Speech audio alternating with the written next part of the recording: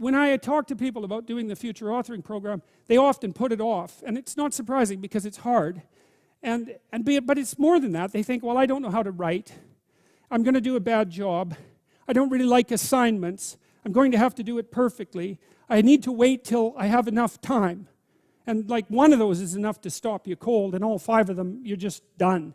And so I tell people, do it haphazardly, a tiny bit at a time, and badly.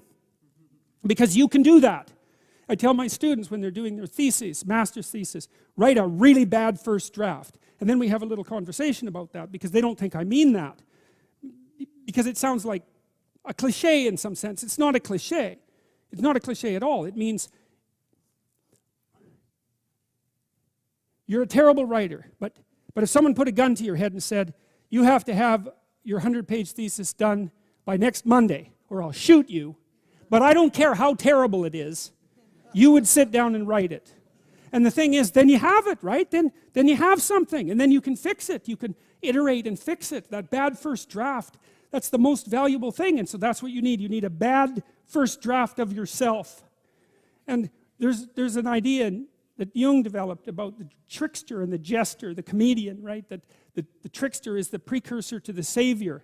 That's one of the things I learned from Jung that was just, it's so unlikely. You'd never think that. It's so amazing that that might be the case. But the satirical and the ironic and the troublemaker, the comedian, the fool is the precursor to the savior. Why? Because you're a fool when you start something new. And so if you're not willing to be a fool, then you'll never start anything new. And if you never start anything new, then you won't develop. And so the willingness to be a fool is the precursor to transformation. And that's the same as humility. And so if you're going to write your destiny, you can do a bad first job. You're going to get smarter as you move forward. That's the thing, is that, so something beckons to you. That's what happens here. Maybe the star that Geppetto wished on was the wrong damn star.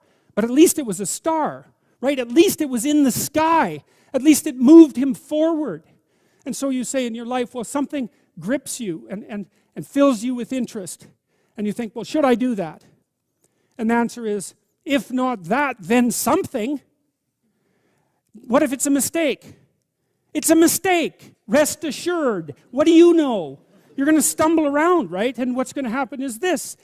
You're going to not stay in stasis. You're not going to wander around in circles. And I see people like that. They said, well, I never knew what to do, and now I'm 40. It's like, that's not so good. That's not so good.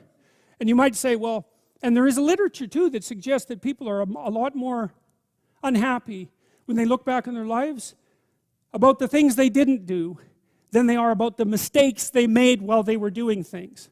And so that's really worth thinking about, too, because there's redemptive mistakes. And a redemptive mistake would be a mistake that you make when you go out and try to do something. You know, you think, okay, I'm going to try to do this. When you're not good at it, you make a bunch of mistakes. It's like, well, what's the consequence if you pay attention? Is you're not quite so stupid anymore. That's the thing, is you've been informed by the results of your errors. And so what happens is you follow the beacon, you follow the light.